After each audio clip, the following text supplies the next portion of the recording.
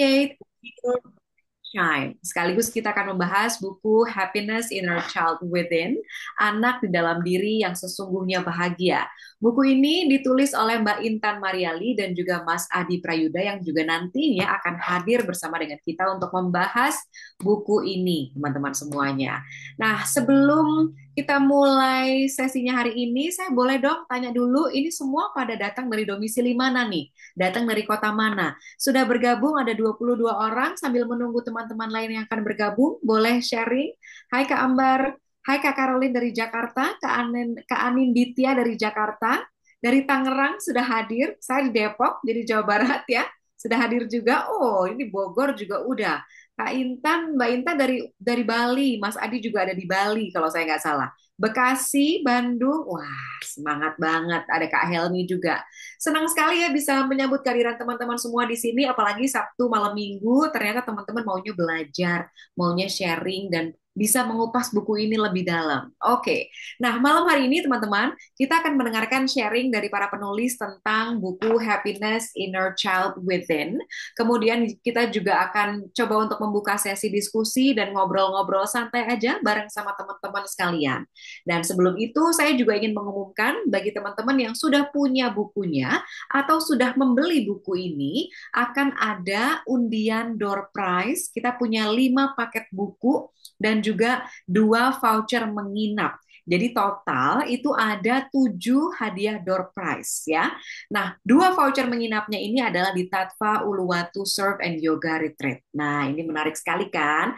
Hari ini, malam ini kita akan umumkan satu pemenang untuk undian menginap. Lalu kemudian 6 hadiah lainnya akan kita umumkan di sosial media Alex Media paling lambat di hari Selasa. Jadi masih ada waktu buat teman-teman untuk bisa membeli bukunya di semua channel marketplace Gramedia, mau di toko offline atau online. Silahkan langsung membeli buku ini dan bisa diupdate statusnya gitu ya di Gform pendaftaran dari acara ini. Nah, teman-teman, kalau kita bicara soal inner child gitu ya, teman-teman pasti setuju bahwa dalam keseharian yang penuh kesibukan ini gitu ya, kadang-kadang kita tuh sering lupa loh sisi terdalam dari diri kita, yaitu bagian yang polos, bagian yang kreatif, dan juga yang paling penuh semangat, inner child. Nah, sesi ini ingin mengajak teman-teman semua untuk sejenak kita berhenti sama-sama, pause, jeda gitu ya, dan untuk menyapa kembali bagian diri yang selama ini mungkin terabaikan dengan 3 poin yang di-highlight penting. Yang pertama adalah co-create, untuk berkreasi bersama tanpa batasan, tanpa penilaian, hanya ekspresi murni. Lalu kemudian yang kedua adalah healing, menyentuh luka-luka lama dengan kelembutan, dan juga memeluk diri sendiri sepenuh hati. Dan yang ketiga adalah shine, ini untuk bersinar menjadi diri sendiri yang utuh dan juga berani tampil. Karena setidaknya itu adalah inti dari buku ini ya teman-teman ya. Boleh absen dulu di samping di kolom chat siapa yang udah punya bukunya, udah baca sebagian belum habis, nggak masalah. Boleh absen dulu ya di kolom chatnya ya. Jadi buku ini dibagi dalam 12 bab dan kita akan diajak untuk menyadari kekuatan kebahagiaan kita yang sebenarnya. Bagaimana untuk mengatasi anak yang terluka dan juga traumanya, sehingga kita jadi lebih kenal dekat gitu ya, dari sisi diri kita di masa kecil, kemudian mengenali arti traumanya, memberikan langkah-langkah yang harus diambil gitu untuk menemani sisi diri kita di masa kecil, mengasuh, mencintai, dan ini yang paling penting, memilih untuk bahagia. Karena di bab 2 di buku ini juga ditegaskan bahwa sebenarnya kita sendiri tuh bisa untuk memilih menjadi pribadi yang bahagia. Dan serunya buku ini juga dikemas secara interaktif karena ada part art dan juga writing terapinya. Nih teman-teman bisa menulis di bagian kosong, kemudian juga bisa mewarnai mandala yang juga disediakan di sini. Menarik ya. Nah, malam ini kita akan ngobrol-ngobrol bersama dengan ketiga narasumber kita. Yang pertama itu adalah Mbak Intan Maria Lee. Jadi, saya boleh kenalkan dulu ya, supaya kita lebih kenal juga. Jadi, Mbak Intan ini adalah pendiri Ruang Pulih yang kemudian disempurnakan menjadi Ruang Pulih Mahadaya. Beliau berharap bahwa setiap orang itu bisa menemukan ruang pulih dalam dirinya dan melakukan banyak pemulihan bagi dirinya dan juga terus melatih dan menumbuh kembangkan dirinya bersama Sang Mahadaya. Selain menekuni yoga terapi, Mbak Intan juga sebagai Access Bars Facilitator, memfasilitasi dengan Access Bars untuk menciptakan kejernihan pikiran dan juga emosi. Beberapa sertifikasi nasional dan internasional yang telah diraihnya antara lain International Pragmatic Psychology, kemudian International Access Consciousness Foundation, ada Access Bars Facilitator, Indonesia Hypnotherapy Certification, dan masih banyak lagi ya. Dan beberapa buku antologi yang sudah dihasilkan adalah Keindahan yang Berharga, kemudian Mindfulness Parenting, Pulih, Semele, dan juga Heal and Shine. Sudah bergabung bersama dengan kita malam ini Mbak Intan langsung dari Bali. Selamat malam Mbak Intan. Halo, apa kabar? Halo, selamat malam. Asik, sudah bergabung bareng kita ya. Gimana kabarnya di Ubud? Ini di Ubud kan ya, Mbak? Iya, saya sedang di Ubud. Sedang di Ubud. Cerah atau mendung atau gimana nih di sana cuacanya? Kalau di Bali, setiap hari liburan terus, jadi Liburan terus ya? sangat indah gitu kan. Oke, oke Mbak Intan juga nanti akan coba untuk sharing sama kita ya tentang isi buku ini ya Mbak Intan ya. Lalu kemudian saya sapa dulu narasumber kita yang kedua, diantaranya adalah ada Mas Adi Prayuda. Mas Adi juga menulis buku ini bersama dengan Mbak Intan. Beliau adalah dosen di Fakultas Ekonomi dan Bisnis Universitas Islam Al-Azhar. Merupakan penulis yang produktif juga loh nih teman-teman. Buku terdahulunya yang diterbitkan juga oleh Alex Media berjudul Bahagia dalam Jeda. Buku-buku lain yang ditulisnya antara lain Came in Love, kemudian The Love Inc., Zona Hati, Chemistry, Your Happiness Is, kemudian Hati Tak Bertangga. Wah, ini banyak banget deh. Pokoknya buku-bukunya sampai ada buku berjudul Melambat Sejenak dan 8 hari berlatih jeda bagi kaum rebahan. Menarik ya. Mas Adi ini juga menjadi pemandu meditasi yang diberi nama Jeda. Aktif di berbagai pengalaman, ini memberikan kepada banyak orang tentang mengenali luka batin dan juga menyadari esensi diri. Oke, Mas Adi juga sudah bergabung. Selamat malam, Mas Adi. Malam, malam Mbak Indri, malam Malam. semuanya. Terima kasih sudah hadir di Iya, malam hari ini. ini udah makin rame loh, Mas. Sudah hampir 30 orang sambil nunggu-nunggu yang Oh lain iya, ya. wow, Iya. terima kasih, terima kasih. Mas Adi ini domisili di mana kalau boleh tahu? Di Mataram, Di ini Mataram. di Wah, Mataram ya. kita emang Tapi ini ngumpul sekarang sedang baru nyampe Bali, baru nyampe baru nyampe Denpasar. Bali. Oh, oke. Berarti sama dengan Mbak Intan. Oke, baik. Nanti kita akan sharing-sharing lebih banyak ya, Mas Adi. Thank you so much Ya, for coming. terima kasih, terima kasih. Lalu kemudian ada Pak Antoni Dio Martin, dikenal sebagai the best EQ trainer Indonesia. Seru nih. Seorang trainer, coach, kemudian penulis 18 buku bestseller dan 20 plus CD audio seputar kecerdasan emosional, kepemimpinan, dan juga pengembangan diri. Buku populernya diantaranya Emotional Quality Management, kemudian Smart Emotion, Toxic Employee, Monster Motivasi, kemudian Ketika Pintar Saja Tidak Cukup, NLP Self Training, dan juga AQ at Work. Beliau ini juga menjadi narasumber tetap di Radio Smart FM dan penulis rubrik motivasi di berbagai media. Saat ini beliau menjabat sebagai Direktur HR Excellency dan juga Country Director dari Mini Workshop Series Indonesia dan satu-satunya pembicara Indonesia di Forum Dunia AQ Nexus Harvard University. Wow. Pak Antoni, selamat malam.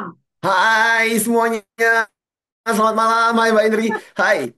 Ya, selamat Beda kelas ya. ya. Salam dari Medan. Tuh, dari Medan, dari Depok, dari Bali, dari Mataram, Ya, ini semuanya pada Medan. kumpul. Yes. Iya, Ya, Pak Antoni juga nanti akan sharing sama kita ya, Pak. Boleh mengulas atau menyimpulkan bukunya seperti apa menurut Pak sure. Antoni? Sip. Yes. Terima kasih banyak. Ya. Baik, nah teman-teman, kalau ada pertanyaan, pengen tahu tentang buku ini, boleh ya, mulai dari sekarang dituliskan di kolom chat, nanti kita akan bahas, dan kita akan mulai sesi pertama ini, karena Mbak Intan akan memberikan presentasi atau sharing tentang buku ini lebih dalam. Kami persilakan waktunya duluan kepada Mbak Intan, nanti kita akan ngobrol-ngobrol juga dengan Mas Adi dan juga Pak Antoni. Silakan, Mbak Intan. Ya, halo semua. Senang sekali hari ini kita bersenang-senang bersama. Dan ketika saya mengajukan ide ini untuk bersenang-senang sama Pak Antoni gitu, beliau bilang, Oke, ada suaranya, suaranya mungkin boleh dimatikan dulu ya dari teman-teman panitia. Oke, sudah nih kayaknya Mbak Intan. ya, Silakan Mbak Intan, itulah lanjut. itulah menariknya tentang dancing gitu, dan Ya, bagaimana lagu tadi menjadi pembuka dari pembicaraan saya. ya, Karena ketika saya tanya sama Pak Antoni, kita buat webinar yuk bersama saya dan Mas Adi gitu. Cari judul yang greget gitu, yang karena Pak Antoni selalu mengatakan antusias gitu. Salam yes. beliau adalah salam antusias, dan akhirnya muncul Dancing with Your Inner Child untuk malam hari ini. Ketika kita berbicara tentang dance atau tentang, saya sekarang lebih suka menyebutnya di sini sebagai sebuah terapi, yaitu movement meditation. Oke. Jadi kesadaran penuh terhadap tubuh dan bagaimana tubuh, pikiran, dan jiwa, dan bagaimana kita berkolaborasi bersama di dance itu gitu. Hmm. Jadi pada saat kita menari, ada sesuatu bagian dari diri kita yang perlu menyatu dengan orang lain. Dan ketika kita perlu menyatu dengan orang lain, kita perlu benar-benar mengerti apa kelebihan kita dan apa kekurangan kita. Termasuk apa kelebihan orang-orang tersebut dan apa kekurangannya. Dan bagaimana kita bisa menikmati itu dengan harmoni dan cinta gitu. Jadi kita berbicara tentang happiness, inner self. Jadi apapun yang kita lakukan supaya kita di state of happiness gitu. Dan ketika kita berbicara tentang state of happiness, ada ininya, boleh dikeluarkan slide saya. Slide presentasi ya. Oke, kita Ya. sedang coba untuk keluarkan. Jadi di state of happiness itu adalah kita menerima segala sisi di dalam kehidupan kita sesadar-sadarnya. Atau kita bisa berbicara tentang mindfulness, hadir secara langsung terhadap semua sisi yang ada di dalam diri kita. Dan boleh dan di bukti slide sebelumnya lagi, yang pertama, yes. Dan Gramedia memberikan gambar ini sangat mewarnai atau sangat memberikan nilai tambah di acara dance kita, bahwa ternyata segala sesuatu yang kita pikir buruk itu sebetulnya karena sudah nggak relevan lagi gitu. Jadi banyak kasus-kasus inner child itu masuk ke dalam victim mentality atau mental korban. Aduh, ini gara-gara mama papaku gitu. Jadi seakan-akan kita nggak punya pilihan untuk menuju ke masa depan yang lebih indah. Gitu. Sehingga akhirnya buku ini dikemas ulang oleh Gramedia dan saya dengan Alex Media dan dipasarkan oleh Gramedia. Dan saya memilih kata happiness inner child gitu. Yaitu bahwa di dalam semua luka-luka kita, di dalam semua kesedihan kita, di dalam semua keinginan kita untuk dilihat gitu ya, di semua teman-teman di sini pengen dilihat, jadi akan ada keluarga, akan ada ini karena kita akan dance bersama ya, bahwa hidup kita tuh sungguh amat seru gitu. Dan masih banyak istilahnya mama papa lain yang akan hadir di dalam hidupmu ketika kamu mencintai dirimu dengan sangat penuh. Jadi kuncinya adalah kita hadir penuh untuk diri kita sendiri. Ini menjadi sebuah inti ya. Next. Nah, buku ini sebelumnya berwarna hitam dan judulnya adalah Luka Performa Bahagia. Jadi buku ini sebetulnya bercerita mendalam tentang sisi diri kita yang mungkin kita nggak mau lihat. Dan saya belajar banyak dan saya menemukan diri saya dengan versi-versi inner child-nya itu pertama kali ketika saya bertemu atau di kelas Pak Antoni.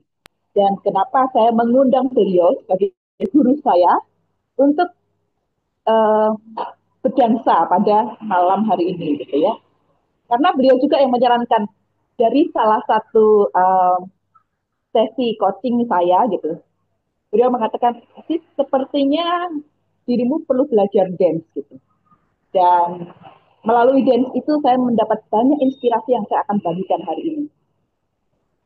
Next. Nah, kita untuk menjelaskan tentang intergenerational trauma. Ini kalau ngomongin trauma itu nggak enak banget gitu.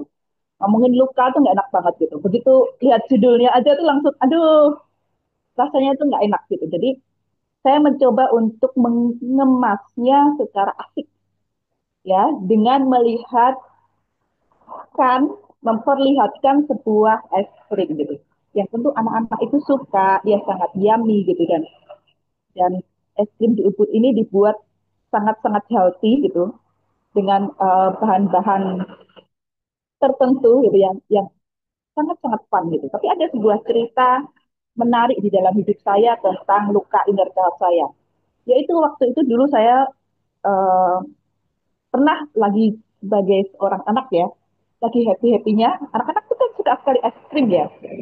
Ketika eh, mama saya bilang gitu tentang es krim, lalu saya membelinya, ternyata pilihan tersebut melukai sisi keuangan mama saya. Jadi dia punya budgetnya itu tidak sesuai dengan yang saya beli. Akhirnya saya mendapatkan sebuah hukuman, saya nggak boleh ini uang saku gitu ya, uang saku saya selama seminggu 2 minggu tidak boleh untuk mencicil es krim saya gitu. Dan itu menyakitkan sekali bagi saya. Padahal bagi orang tua saya ya dia ingin mengajari saya yang terbaik gitu. Tapi saya masih ingat sekali dengan es krim itu gitu. Eh, dan sampai saya itu suka sekali sekarang kalau beli itu di bandara gitu. Kalau beli di bandara itu kan es krim jadi berkali-kali lipat harganya gitu. Dan saya katakan, hey, Intan, aku hadir untuk kamu dan kamu bisa mereframe ulang tentang rasa takutmu, rasa tidak enakmu, termasuk rasa takut dan rasa tidak enak orang tuamu yang sebetulnya mereka amat sangat menyayangi kamu. Jadi intergenerational trauma adalah berbicara tentang pola-pola emosi dari diri sendiri, lalu mama dan papa dia naik lagi ke kakek nenek, dia naik ke kakek buyut. Jadi ada satu intergenerational trauma yang ditaruhkan itu sama semua sehingga dia membentuk struktur tubuh kita tuh yang mirip gitu. Nah, di dalam terapi saya maupun di dalam sesi-sesi healing saya yang diberikan berkolaborasi tentu dengan psikolog klinis, dengan psikiater gitu ya, uh, adalah menyadari bagian-bagian yang luka, nyeri atau sakit itu. Karena ketika kita hadir penuh untuk luka, nyeri atau sakit itu, dia akan melumer. Dan kabar baiknya adalah hanya kita sendiri yang benar-benar perlu hadir gitu. Jadi kadang kita selalu mengatakan healing atau mengatakan terapi itu kita sangat amat tergantung dengan orang lain gitu. Tapi ada bagian yang kita lupa untuk sadari adalah bagian diri kita untuk berperan aktif membuat versi terbaik kita. Jadi persis kayak orang belajar menari itu tidak mudah gitu. Tapi ketika kita sangat konsisten dengan gerakan itu, kita konsisten dengan mendengarkan lagunya, lama-lama kita akan hafal. Gitu. Ya, jadi relaksasi dan meditasi melepas luka, nyeri dan sakit itu bermacam-macam bentuk terapinya. Jadi saya ingin melihatnya seperti ini. Ya, melalui kesadaran pikiran. Jadi ada beberapa teknik termasuk trainingnya Pak Martin ada di sini, ada teknik psikologi, hipnoterapi, jeda, dan yang saya lakukan di Happiness Inner Child Within adalah menulis, mewarnai, dan menggambar. Lalu yang menarik adalah pada orang dengan kasus-kasus luka dan trauma, otomatis struktur tubuh dia itu pasti akan mempengaruhi. Jadi orang-orang dengan luka dan trauma yang berat atau kecenderungan depresi, dia cenderung akan bungkuk. Dia akan menutup bagian hatinya. Pasti posturnya akan berubah. Dan ketika kita sadar dan hadir penuh untuk tubuh, tubuh itu bisa berubah. Pikiran kita bisa berubah. Jiwa kita bisa berubah. Pertanyaannya, apakah kita mau menerima orang-orang yang di sekitar kita yang mungkin ingin membantu kita? Orang-orang di sekitar kita yang mungkin eh, ingin menciptakan atau menginspirasi sehingga kita bertumbuh, ya. Dan ada teknik dengan sentuhan yaitu Access Consciousness Bar yang selama ini saya lakukan. Next.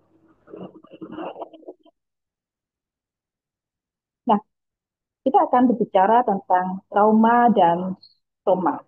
Ya,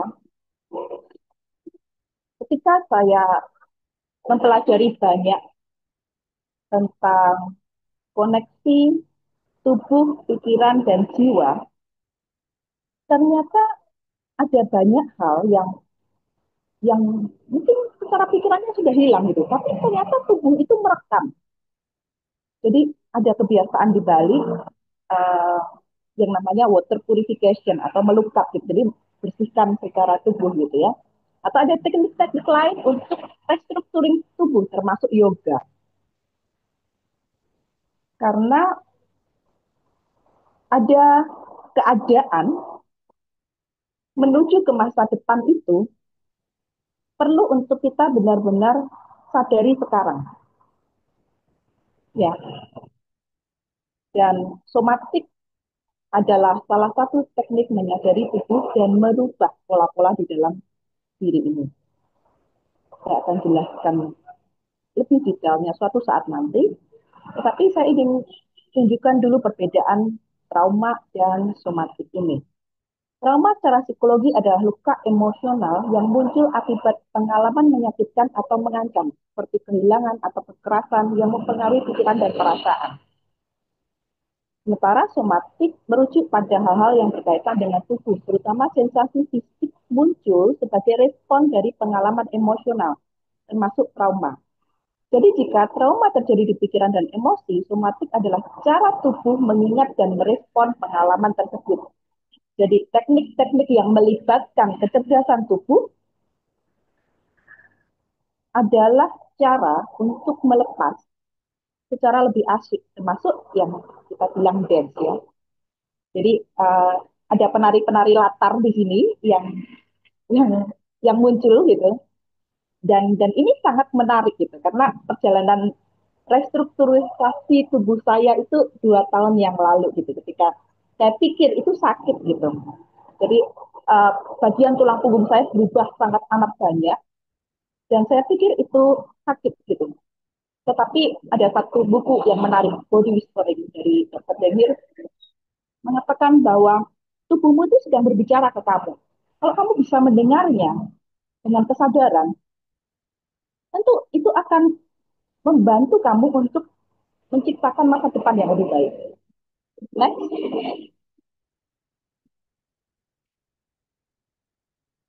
Nah, ini adalah teknik dance bersama-sama gitu ya. Jadi kesadaran untuk menari itu diperlukan boundaries. Jadi kalau di psikologi kita sangat terbiasa dengan kata boundaries ya. Menetapkan boundaries yang aman, saya agak sulit menerjemahkan karena biasanya diterjemahkan dengan batasan. Jadi boundaries itu bukan batasan, tapi ruang bersama. Menetapkan boundaries yang aman tentang membangun tembok atau memisahkan diri dari orang lain. Ya, bukanlah tentang tembok. Jadi boundaries itu sebetulnya adalah menyatu dengan aman. Jadi terkait dengan inner child yang sehat, ya di buku saya, silahkan dicari di halaman berapa. Inner child yang sehat itu dia bisa bersama dengan orang lain, atau dia sangat nyaman juga sendirian. Gitu. Jadi ada satu kondisi yaitu interdependent. Jadi bukan dependent, bukan juga terlalu independent. Karena terlalu independent itu ternyata sebuah trauma respon. Nah, ketika kita berbicara tentang dance therapy ini tentang menciptakan ruang yang aman dan suci, di mana kita bisa tumbuh, berkembang, dan meraih potensi terbaik kita. Dan Hampton ini adalah yang berbicara juga tentang somatic healing. Jadi ketika kita berdansa bersama, secara tiba-tiba, kayak sekarang ini kan kita berdansa bersama, sama juga Mas Andi, saya, Pak Antoni gitu ya, Alex Media, Pak Natali gitu. Kita perlu tahu nih, kalau kita main angklung gitu ya, angklung itu sangat-sangat menginspirasi saya gitu tentang menciptakan musik bersama atau terapi seni gitu. Jadi ada bagian saya ngomong tuh, saya ngomong real, dan semuanya itu ada batasan-batasan atau ada boundaries yang saya tadi bilang ya, batasan yang tidak terlihat. Tapi kita perlu menjaga keamanan bersama dan menuju visi yang kita mau. Nanti Pak Antoni akan banyak berbicara tentang ini gitu, karena kadang di dalam dance itu saya yang memimpin ataupun siapa yang memimpin. Jadi di dalam satu lagu itu bisa berganti-gantian. Kalau dance berpasangan ya untuk feminin dan maskulin gitu, itu akan sangat membantu kita sebagai perempuan gitu ya untuk memimpin diri kita untuk dipimpin laki-laki gitu. Jadi kalau benar-benar saya melalui dance pasangan seperti salsa, bachata gitu. Saya benar-benar belajar untuk oh ternyata yin energi, feminine energi itu ini ya. Ternyata menjadi follower itu asik loh. Dan boundaries itu ada saat saya bisa mengatakan oh ini terlalu dekat. Saya nggak mau, saya bisa gunakan tangan saya gitu. Jadi ada keadaan di mana kita saling tergantung satu sama lain, tapi juga saling independen satu sama lain. Next, next, ya. Nah, ini adalah 3 prosesnya. Jadi ketika kita sudah self healing, jadi kadang-kadang kita masih masuk di dalam benar dan salah. Karena benar dan salah ini sebetulnya sangat relatif ya. Termasuk baik dan buruk gitu. Saya benar di sini, ternyata saya salah di sini. Saya baik di sini, ternyata saya buruk di sini gitu. Dan kadang-kadang kita terlalu memegangnya sangat erat. Jadi akhirnya kita baperan gitu. Ini apa namanya bahasa gaulnya itu baperan. Akhirnya kita baperan gitu kan. Nah, akhirnya kita merasa terluka gitu. Kesadaran untuk eh, merasa terluka atau ada istilah HSP ya, highly sensitive person atau orang yang sangat-sangat uh, sensitif gitu. Jadi gampang. Kalau kita menyadari seperti itu, kita perlu naikkan batas sensitif kita gitu ya. Nah, kesadaran untuk mengenal siapa saya, bagian mana ini menjadi sebuah trigger, di dalam sebuah interaksi yang kita bilang tadi, di mana saya berani untuk mengatakan tidak, di mana saya menciptakan batasan aman, ini sangat penting gitu. Ketika kita mampu menyelesaikan bagian-bagian kita untuk healing atau sembuh, pulih, disitulah kita mulai bersinar. Dan di dalam sinar yang terang itu kita mulai untuk co-create lagi gitu. Co-create yang tadi kita bilang interdependency. Dan kabar buruknya adalah di co-create ini selalu akan ada luka-luka baru gitu. Dan kabar baiknya adalah kita punya imun sistem. Kita punya daya metabolisme yang sangat bagus untuk mengeluarkan yang sudah tidak perlukan.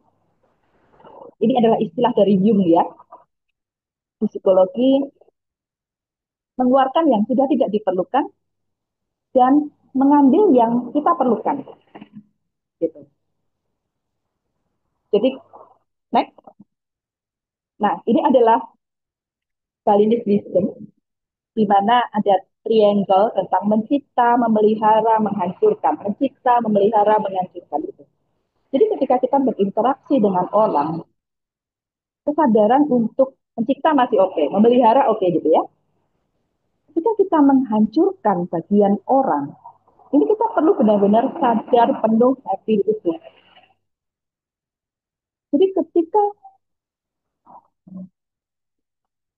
uh, kita berinteraksi dengan orang dan menuju ke masa depan, termasuk dengan orang tua kita nantinya, dengan pasangan kita, ada sisi-sisi kita yang perlu kita hancurkan karena sudah tidak relevan lagi. Jadi yang tadi kita masuk tentang baik, buruk, benar, salah ya. Jadi semuanya benar-benar akan project per project atau event per event. Kalau di dance kita bilang lagu per lagu. Jadi kita akan dance di lagu itu 3 atau 5 menit. Aduh saya tuh akan nggak enak sama dia paling 5 menit gitu. Paling 1 tahun gitu. Kalau seumur hidup itu ceritanya lain gitu. Nah, dalam 5 menit yang berharga dan sadar, atau mungkin 1 bulan yang berharga sadar, bagaimana bersinar dan bagaimana mengeluarkan sinar-sinar yang lain. Gitu. Itu ada tentang co-create gitu. Bersinar tapi mengeluarkan sinar-sinar yang lain gitu. Jadi, oke, aku jadi merah ya, kamu jadi biru, kamu jadi kuning, atau kamu sebenarnya apa gitu. Ini ada di MBTI leadership-nya Pak Antoni yang sangat bagus. Dan ketika kita sadar tentang baik buruknya kita, strength weakness-nya kita juga menyadari pola-pola 3 ini gitu untuk menuju masa depan yang kita inginkan. Termasuk menghancurkan trauma-trauma kita sendiri. Ketika itu menjadi sangat berat dan butuh bantuan, kita bisa ke psikolog klinis ataupun psikiater ataupun sesi-sesi yang lain, termasuk ke kelas-kelas terapi gitu ya. Kita sadar mana sih yang kita mau hancurkan dengan sesi itu. Masuk sesi coaching ya. Ketika kita bertemu dengan coach, pelatih, sesi mana yang kita mau hancurkan karena kita mau mencipta yang lebih relevan untuk ke masa depan. Oke, next. Ya, jadi happiness inner child body itu adalah memilih setiap saat kebahagiaan adalah ekspresi penuh semangat dan keberlimpahan. Jadi ketika kita banyak menyadari butuh gitu. Jadi kadang-kadang orang itu butuh dicintai gitu. Oke, kalau saya butuh dicintai, siapa yang akan mencintai paling besar? Ya diri sendiri gitu. Ketika kita mampu di kesadaran itu, kita sedang memilih bahagia. Dan buku saya di bab pertama berbicara tentang memilih bahagia itu. Termasuk alarm di tubuh. Ketika tubuh ini sakit, tubuh nggak nyaman, ayo dong istirahat. Cari dong sesuatu yang lebih cocok gitu dengan hidupnya. Jadi tubuh kita adalah teman terbaik. Pendekatan saya banyak ke arah body, mind, soul, integration gitu. Jadi mengintegrasikan diri untuk benar-benar hadir utuh sadar penuh. Next. Oke, sudah selesai. Oke, thank you Mbak Intan. Wah, awal-awalnya kita udah dikasih dance ya. Tapi ini pertanyaan orang awam nih Mbak Intan. Mungkin boleh bantu kita untuk menjawab. Dan kalau teman-teman punya pertanyaan, boleh ya Mbak Intan kita taruh dulu di kolom chat. Nanti kita bisa bahas sama-sama. Berarti dance-nya ini apakah tidak sekedar bergerak? Atau butuh pergerakan dengan intensi khusus? Tadi Mbak Intan juga menyebutkan salsa. Atau memang hanya bergerak saja mengikuti irama musik atau seperti apa? Praktikal yang kita bisa coba untuk dicoba di rumah misalnya atau harus didampingi dengan profesional terapis, Mbak Intan? Oke, jadi sebetulnya dance itu adalah movement meditation dan dan tidak hanya di banyak banyak sanggar-sanggar gitu ya terdekat atau tempat gym dan sebagainya yang mengizinkan kita untuk sadar penuh dan hadir utuh untuk tubuh gitu. Baik. Cuma masalahnya kadang kita tuh suka hadir penuh sadar utuh untuk kamera dan itu distraksi paling besar gitu. Jadi akhirnya nanti banyak PR-PR narsistik gitu ya, Oke. yang akhirnya menjadi menjadi capek sendiri kan. Jadi dance itu adalah kesadaran untuk bergerak. Hmm. Ya, termasuk saat mager gitu. Kalau saya lagi mager, sebetulnya tubuh lagi mau ngomong apa? Hmm. Karena kadang-kadang di dalam mager itu, kalau kita berpikir ya, pertama kali COVID terjadi dan kita harus di dalam rumah, kita pikir depresi sangat tinggi gitu, tapi tanaman jadi laris gitu kan. Sebetulnya kita itu sangat dinamis Hmm. dan kita bisa menyesuaikan dengan amat cepat, Hmm. termasuk sembuh dari sakit, sembuh dari luka. Baik, oke. Jadi dance ini bisa masuk ke apapun yang bisa dipilih untuk membuat kita happy. Baik. Jadi kalau misalnya single dance itu ada yang beraturan, ada yang tidak beraturan. Hmm. Couple dance kita belajar feminin dan maskulin. Kalau yang cukup banyak gitu ya, kita belajar tentang uh, teamwork gitu. Hmm. Hmm. Hmm. Jadi jadi seperti itu.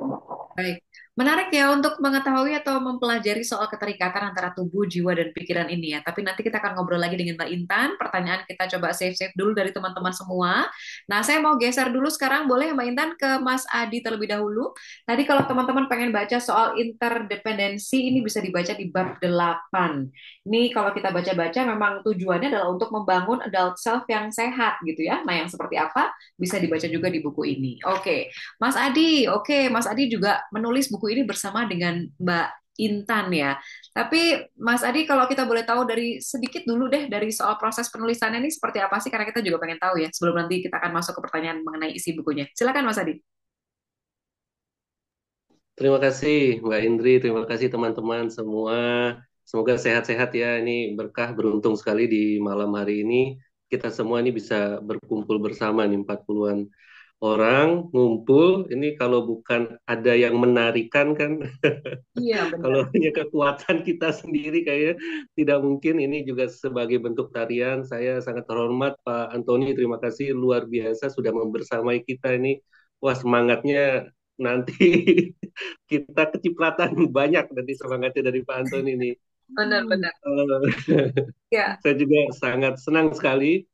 Jadi ini buku yang kami tulis beberapa tahun lalu ya. oke. Saya bersama bertemu dengan Mbak Intan, kemudian kita berdiskusi dan akhirnya dengan pemahaman Mbak Intan di psikologi dan saya di ranah meditasi, kita coba memadu padankan kaitan dengan inner child. Di awal-awal tentu Mbak Intan menulis dengan gayanya Mbak Intan gitu, dengan pengetahuan tentang psikologinya. Kemudian saya juga mencoba menulis sesuai dengan kapasitas saya sebagai praktisi meditasi. Dan dari proses itu kemudian kami padu-padankan gitu. Dan itu yang cukup lumayan, butuh butuh waktu dan juga merajut benang-benang yang perlu dirajut agar bisa dipahami dan menjadi berkah bagi banyak orang gitu. Yes. Jadi Jadi prosesnya lumayan berbulan-bulan, mungkin 1 tahun ya. Saya agak lupa oh, juga. Saya totalnya agak ya. lupa, kemudian diterbitkan oleh salah satu penerbit dan kemudian diperbarui lagi dan syukur berjodoh juga dengan Alex Media. Terima kasih jadi oleh dengan tim Alex yang mau menerbitkan buku kami begitu. Jadi udah paket lengkap di bukunya ya, dari sisi psikologisnya, dari praktek meditasinya juga digabungkan. Jadi buat Amin, teman-teman yang amin. penasaran. Mudah-mudahan. Nah, Mas Adi, seru juga kalau Mas Adi bisa sharing sama kita soal bagaimana memulai proses pengasuhan ulang atau co-create ini tadi ya, terhadap inner child nih, Mas Adi. Silakan, bagaimana? Iya, oke. Dari sudut pandang meditasi ini. Mungkin sebelum saya jawab pertanyaan itu, saya pengen juga berinteraksi sama teman-teman nih dengan satu pertanyaan. Kemudian nanti saya susul dengan pertanyaan lain, jadi dua totalnya. Boleh, boleh. Eh, Apakah teman-teman pengen bahagia atau ingin bahagia? Coba direspon dulu. Coba, Ingin atau saya ingin bahagia, boleh terserah. Eh, silakan. Boleh di kolom chat. Atau saya nggak mau bahagia, saya cukup gini-gini aja lah, yang santai juga boleh. Silakan direspon dengan apa Saya yang sedang bahagia tuh, hadir. Mas. Oh, saya sedang bahagia. Oke, wah keren ini. Luar Ingin biasa. bahagia, ingin. Oke, Ingin terima sembuh. kasih. Hmm. Fatia, Wahyu, terima kasih juga. Boleh, silakan. Silakan direspon dengan kalau memang ingin bahagia, kalau memang nggak ingin juga nggak apa-apa. Itu kan hak setiap orang untuk mau atau tidak berbahagia. Silakan. Silakan teman-teman. Ada lagi yang mau menambahkan? Lagi, oke, sambil melihat, Ya, oke, masih belum ingin sembuh. saat Saat ini ini saya saya bahagia. bahagia. Pak. Wah, iya, iya, iya, good. Ingin sembuh ya, oke. Nah, pertanyaan kedua, terima kasih. Jadi, pertanyaan kedua, apakah teman-teman saat ini bahagia? Nah, itu pertanyaannya. Wah, ini yang panjang banget ya. Ada panjang banget, mungkin nanti kita kita respon ya, Mbak Indri. Kita Mungkin tampung bagusnya nanti dulu. bisa bisa ngobrol langsung kali lebih enak. Siap, siap, siap, siap. Ya, oke. Alhamdulillah bahagia tuh. Alhamdulillah, ya, oke, ya, syukur ya. Jadi dengan memancing teman-teman untuk mengungkapkan atau mengekspresikan bahagia di kolom komentar, kita sudah dapat vibrasi bahagianya. Oh, ini 50-50 nih. Akan 50-nya ya. bahagia, 50-nya lagi sangat bahagia mungkin ya. Oh, Saya nggak bisa tahu jadi. soalnya yang 50%-nya apa. Mudah-mudahan yang 50% sangat bahagia. Oh, Ya. netral. Oke. Terima kasih responnya teman-teman semua. Jadi kalau saya menangkap dari beberapa jawaban yang muncul tadi, mungkin juga ada yang sedang mengetik, ya silakan sambil jalan. Ada yang ingin bahagia, ada yang saat ini saya bahagia. Itu bagus banget. Jadi saya pikir atau saya pun merasakan bahwa setiap manusia pengen kok bahagia di dalam kehidupan ini dengan berbagai caranya, dengan berbagai syarat-syaratnya yang ditentukan oleh pikirannya gitu. Nah, kemudian kalau hanya ingin kan berarti bahagia itu ada di mana? Kalau sedang ingin berarti kan sedang tidak punya gitu. Tapi kalau sudah punya berarti kan sudah nggak ingin lagi karena bahagianya sudah hadir di sini. Ya. Pertanyaan kedua adalah apakah kamu bahagia saat ini? Ada yang menjawab iya, bahagia, alhamdulillah bahagia, atau sudah bahagia, atau masih 50-50 ya, berarti masih abu-abu nih, saya bahagianya 50-50%-nya mungkin belum bahagia, ada sisi lain di dalam dirinya. Nah, mungkin aja nih yang 50-nya, kalau itu benar, 50-nya atau belum bahagia atau tidak bahagia, berarti kan ada hambatannya, ya kan? Berarti ada sesuatu yang menghalangi pancarannya gitu. Itu kalau saya asumsikan ya, yang 50-50 tadi, di luar yang 50%-nya ternyata sangat bahagia, berarti saya salah mengasumsikan. Yang 50-nya ini, kalau itu adalah halangan atau hambatan, itu tuh hambatannya di dalam diri kita atau di orang lain. Kalau bisa jawab 50-50, berarti kan total 100 ada di dalam diri kita. Dan halangan yang 50% itu adanya di dalam diri kita. Dan kebanyakan kalau kita telusuri itu kan dalam meditasi kan kita merenungi diri kita. Hambatannya itu apa? Biasanya adalah emosi-emosi yang kita tekan, yang kita tolak, yang kita lawan, yang kita musuhin. Atau dalam bahasa lain adalah inner child kita yang terluka. Karena sebagian besar emosi kita terbawa sampai dewasa bahkan tua itu terbentuk di pola-pola pengasuhan di mana kita masih di usia-usia golden age. Kemudian setelah itu perluasan-perluasan dari apa yang terbentuk di fase-fase itu. Sehingga memang di usia-usia itu kapasitas kita untuk berpikir secara bijaksana belum bertumbuh, belum berkembang. Sehingga apapun yang dia dapat itu langsung menjejakkan emosi. Yang itu kalau kita tidak segera sadari, itu akan terus berlanjut. Entah sedewasa apapun kita, itu anak kecil yang terluka, yang menangis, yang meronta, minta diperhatikan, itu akan terus. Jadi sedewasa apapun kita, kalau kita nggak pernah lihat anak kecil di dalam diri kita, kita akan terus bersikap kekanak-kanakan, minta ini, minta diperhatikan. Dan itulah yang dilakukan di dalam meditasi, yaitu melihat kembali luka-luka itu, yang ketika itu kita dapatkan dari pola-pola yang mungkin datangnya dari orang tua kita atau orang terdekat kita. Nah, di dalam meditasi kita merenungi bukan menyalahkan. Oh, ini salah orang tua saya, ini salah keluarga saya, ini salah guru saya. Enggak. Yang perlu kita sadari bahwa itu ada di dalam diri kita. Setelah kita tahu bahwa itu ada di dalam diri kita, barulah kita punya keleluasaan oh ini ada di dalam diri saya, ini adalah bagian diri saya, tapi bukan seutuhnya diri saya. Kenapa saya tahu bukan seutuhnya? Karena saya bisa menyadari ini. Ada sesuatu, ada ruang sadar yang lebih besar daripada bagian diri saya yang terluka. Di ruang sadar inilah saya sebenarnya bisa menari lebih leluasa Oke. ketimbang saya mencengkeram luka saya erat-erat seperti balonku ada 5 itu. Jadi di dalam meditasi kita tidak memusuhi lagi, kita tidak menekan lagi emosi itu, tetapi melihatnya secara utuh sebagai bagian diri yang Hmm. sebenarnya butuh pelukan. Lalu siapa yang perlu memeluk? Ya diri kita juga. Kalau kita menggantungkan pelukannya pada orang lain, harusnya mama yang meluk ini. Kalau nggak dipeluk-peluk ya terus terluka. Harusnya papa yang meluk ini. Kalau nggak dipeluk sama papa bertahun-tahun karena papa juga sibuk dengan lukanya, kan kita juga akan terus membawa luka ini. Harusnya saudara saya, harusnya papa sama mama nggak lebih memperhatikan kakak saya atau adik saya. Kan terus protes yang seperti itu. Makanya tanggung jawab memeluk dilakukan oleh diri kita sendiri sehingga kita tidak terus-menerus meminta orang lain melakukan pelukan itu terhadap luka kita. Dan disitulah meditasi, kita menyadari lukanya sebagai bagian, kemudian kita sebagai ruang kesadaran itu punya keleluasaan untuk menari bersama inner child yang terluka, yang masih nangis, yang masih nuntut, yang masih pengen, harus lihat saya, jangan lihat orang lain. Nah, masih banyak tuntutan seperti itu. Di dalam keleluasaan itulah kita bisa merangkul semampu kita. Hmm. Nah, disitulah meditasi berfungsi, Mbak Indri, bukan untuk menyalahkan siapapun, bukan untuk semakin lagi memusuhi emosi kita, tetapi mari dengan kesadaran itu semampunya ya.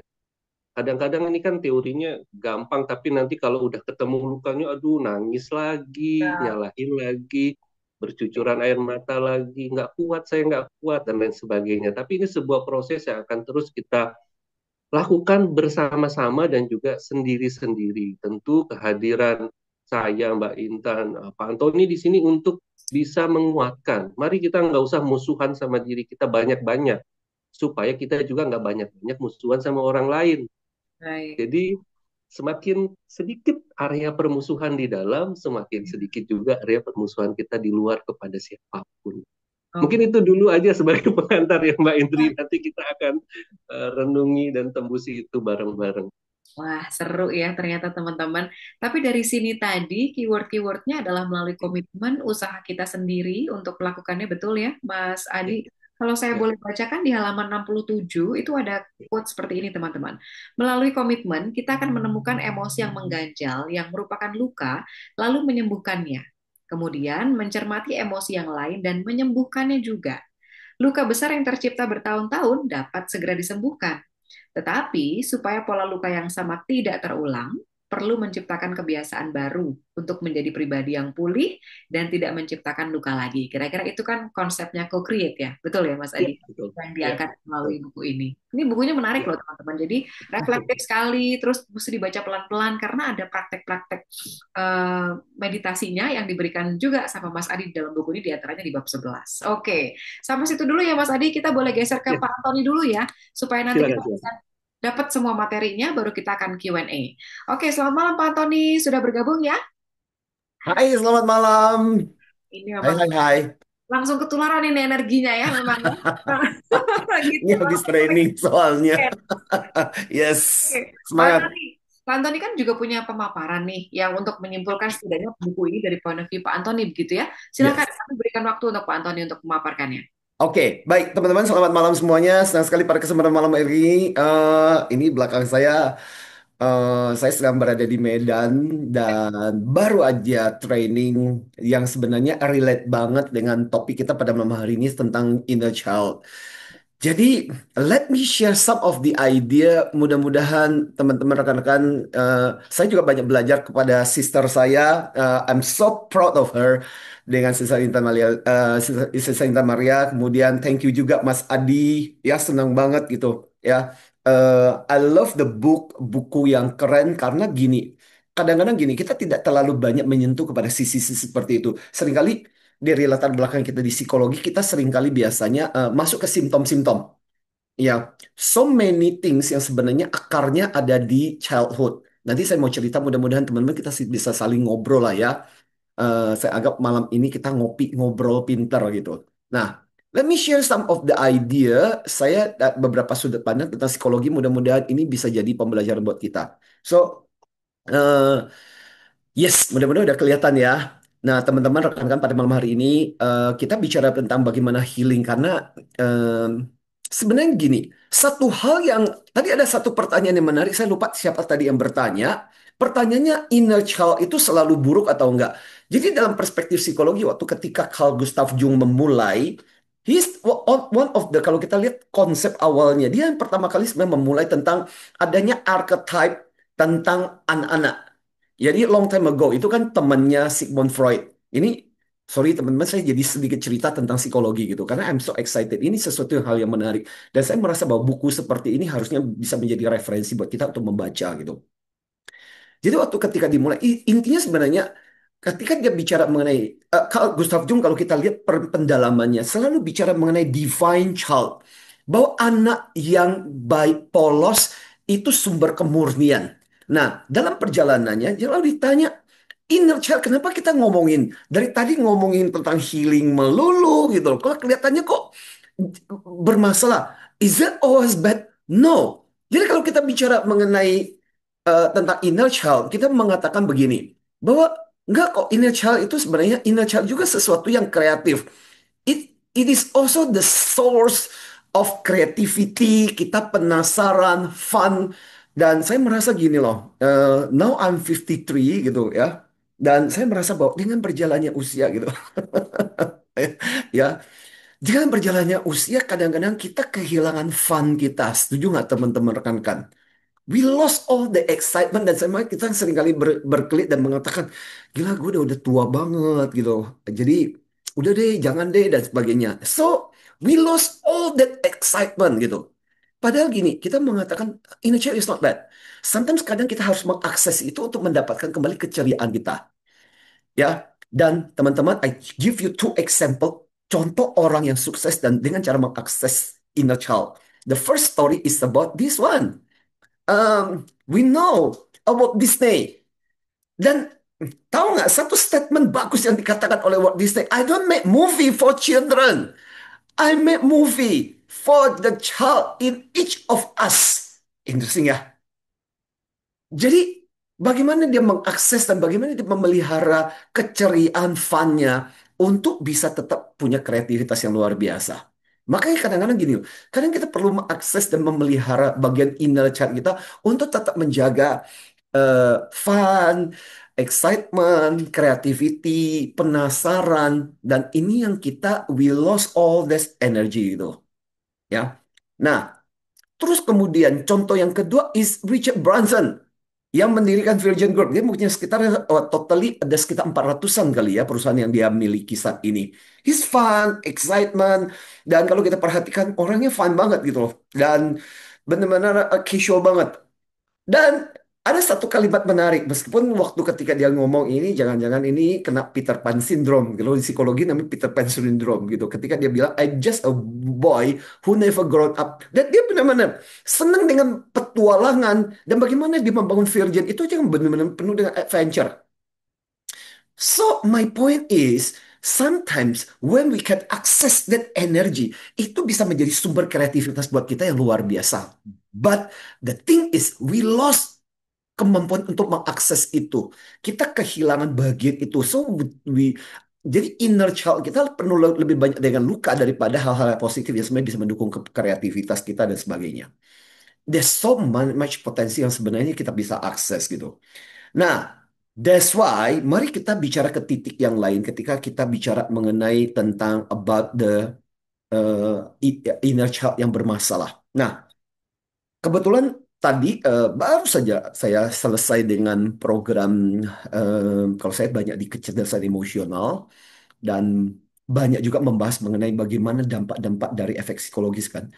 Ketika sebuah sesuatu sesuatu yang terjadi di masa lalu dan belum selesai, tanda-tandanya itu apa sih? Yaitu yang pertama-tama dalam istilah psikologis kita, kita menyebut ada istilah namanya ruminating. Ruminating is what? Ruminating itu pernah nggak sih teman-teman, lu ngalami sebuah kejadian misalnya contoh tadi pagi mau jalan nih, tiba-tiba ada mobil dan kemudian nyaris nabrak lu, tapi kemudian akhirnya orang itu kemudian memaki memaki Anda dan Anda kesel banget gitu. Mobil udah jalan, tapi sepanjang hari lu ingat terus-menerus orang itu. Itu ruminating. So our mind is keep thinking, thinking lagi. Dan kita mengatakan kita ini kan sutradara kita yang paling luar biasa. Ya, terus menerus menciptakan kembali layar itu dan pikiran kita dimunculkan lagi, dimunculkan kembali. Ya, dampak emosional setiap kali ngingat, kemudian akhirnya dampak emosional muncul lagi. Ya, dan teman-teman saya ini kalau cerita sedikit tentang inner child, ya, bagaimana dampaknya kan kita mengatakan perasaan itu muncul dan tidak terkendali dan itu terjadi lagi meskipun itu sudah terjadi di masa lalu gitu. Saya masih ingat teman-teman as a Chinese, saya masih ingat ada satu kejadian yang sempat cukup lama sampai saya setelah belajar terapi saya belajar untuk menterapi diri saya sendiri waktu itu ketika saya kehilangan ayah saya usia 4 tahun. Kalau kita di Chinese itu biasa peti mati itu kan peti mati yang hitam dan pada waktu ketika meninggal itu saya masih ingat waktu itu histeris karena because mungkin juga keluarga nggak terlalu siap ketika ayah saya meninggal dan saya usia 4 tahun waktu itu histeris dan sampai sekarang saya masih bisa mengingat momen itu dengan baik. Kak, saya lebih mengingat ke histerisnya dan tahu nggak itu berdampak apa? Setelah saya dewasa, setiap kali saya mau perjalanan dan saya mau tutup koper, entah kenapa otak saya tuh nyambungnya ke kejadian ketika tutup acara tutup peti. Makanya sampai cukup lama, saya tuh nggak pernah nyaman. Jadi kalau misalnya contoh ada saudara, ada teman, atau siapa dan sebagainya, yang keluarga meninggal dan sebagainya, saya kan bertanya, kalau saya mau ngunjungin ke sana, ini malam tutup peti atau enggak? Dan sengaja saya akan berusaha untuk menghindari itu tidak datang pada saat ketika tutup peti. Karena ketika kejadian itu terjadi, saya akan mengingat kembali kejadian itu. So it's keep popping up again ya until I learn beberapa teknik lah ada banyak teknik sebenarnya dan buku ini juga mengupas dengan menarik ya. Nah, salah satunya teknik tadi Sister Intan bicara mengenai bagaimana reframing, bagaimana kita membingkai dan sebagainya. Itu ada part bagaimana kita membantu inner child kita untuk melihat sisi yang lain. Karena gini loh, yang harus kita ingat adalah persoalannya adalah kalau kita bicara tentang ketika saya melakukan terapi dan sebagainya, I learn a lot dari pasien, dari teman-teman coach dan sebagainya. In fact, saya merasa bahwa kita justru banyak belajar dari mereka-mereka. Bahwa apa yang terjadi adalah ketika kejadian itu terjadi di masa lalu kita kan kita masih kecil. Sumber daya kita terbatas. Nah, problemnya adalah ingatan itulah yang kemudian disimpan di dalam pikiran kita dengan keterbatasan itu. Jadi waktu itu dengan sumber daya yang terbatas, dengan pengetahuan yang terbatas, dan itu tersimpan terus-menerus di salah satu kita nggak tahu di mana, di bagian neuron kita yang jumlahnya miliaran itu tersimpan di situ. Dan terus-menerus kita akses, kita akses, kita akses. Makanya kenapa salah satu hal penting kita untuk membereskan itu adalah sebenarnya ada secara dengan penuh kesadaran balik lagi kepada titik itu dan kemudian kita membungkus atau membuka kembali dan kemudian membingkai ulang. Ya, sekarang ini kalau ditanya masih terganggu nggak? Enggak sih. Ya, thanks to beberapa terapi dan saya merasa benar-benar kita banyak hal. Makanya kenapa kadang-kadang kita itu punya keterbatasan. That's why kenapa bahan kayak sumber seperti kayak buku, kenapa mentor, kenapa coach, kadang-kadang terapi itu kadang-kadang membantu kita untuk melihat sudut pandang yang berbeda. Nah, tahu nggak? Ini cuma saya cerita ya teman-teman sekalian. Jadi ketika saya mengalami proses penyembuhan dari yang tadinya trauma dengan tutup peti itu, jadi berdampak kepada setiap kali saya tutup koper, jadi ingat juga. Jadi bayangkan, harusnya mau traveling, orang kan happy, senang gitu. Tapi saya ketika tutup koper, yang ada adalah perasaan, gila, perasaan nggak nyaman, perasaan, karena otak saya membawa ke kejadian itu. Sampai akhirnya kemudian saya mereframe.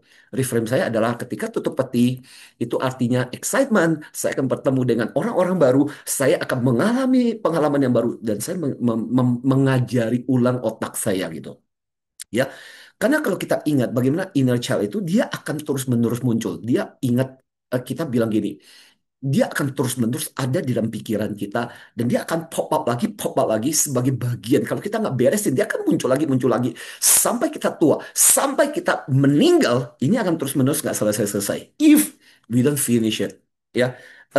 By the way, beberapa waktu lalu ini contoh yang menarik, teman-teman. Saya Sabtu Sabtu lalu, Sabtu lalu saya bicara di Atma Jaya ada Bangga Fest gitu. Salah satu yang saya ceringkan ada satu video yang menarik, potongan pendek banget. Ini kan gambar seekor beruang, bukan beruang sembarang beruang. It's an interesting story. Cerita tentang seekor beruang namanya Ina. Beruang ini ditemukan di Rumania waktu ketika masih kecil, dibawa ke kebun binatang. Dan di situ dia ditaruh di dalam kerangkeng, ya, dan kemudian dibesarkan di situ. Dan apa yang menarik, sampai dia tumbuh besar, kelompok pencinta binatang menemukan si Ina ini dalam kondisi yang sangat memperhatinkan, kemudian akhirnya diselamatkan dan dibawalah si Ina ini ke hutan untuk dilepas. So ini adalah pengalaman, ini adalah gambar foto beberapa saat setelah dilepas dan tahu apa yang terjadi. Si beruang ini mudah-mudahan rekan-rekan Anda bisa melihat videonya, hopefully, ya. Jadi ini, lihat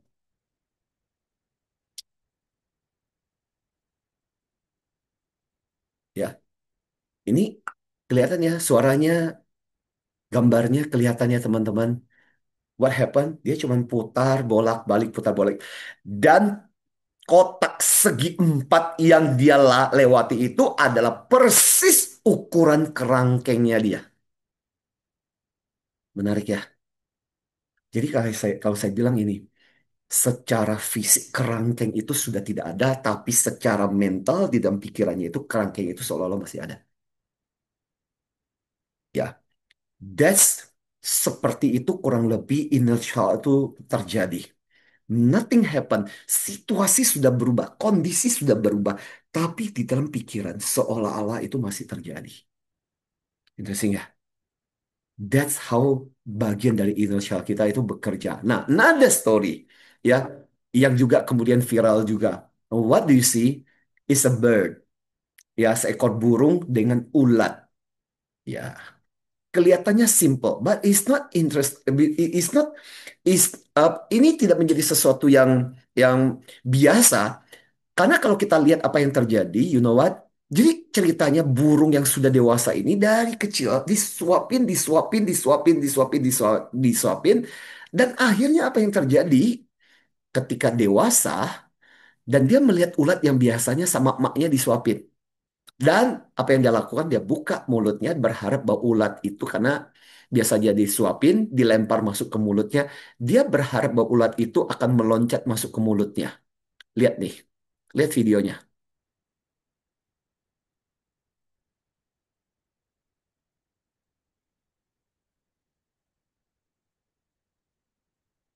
Nggak punya kemampuan untuk mematok. Dia berharap dengan buka kayak begitu akan masuk, dengan buka gitu. Because ya itu. Jadi kita bilang, this how our childhood, pengalaman di masa lalu itu impact on us. Punya dampak yang begitu luar biasa terhadap apa yang kita lakukan, apa yang kita apa kerjakan, sikap kita dan tindakan kita. That's how. Bagaimana masa lalu itu mempengaruhi kita. Maka kita bilang gini, apapun yang kita kerjakan itu bagian, kita tidak berdiri sekarang. Itu adalah bagian dari bagaimana masa lalu itu mempengaruhi dan punya impact luar biasa buat buat kehidupan kita. Maka kita bilang gini, dampaknya apa aja gitu. Dampak bisa dalam bentuk pikiran, ya, dan ingat seperti yang saya katakan, karena kita masih kecil kan, dan terbatas, kita belum ini. Jadi itu yang kemudian akhirnya kita rekam dalam pikiran kita.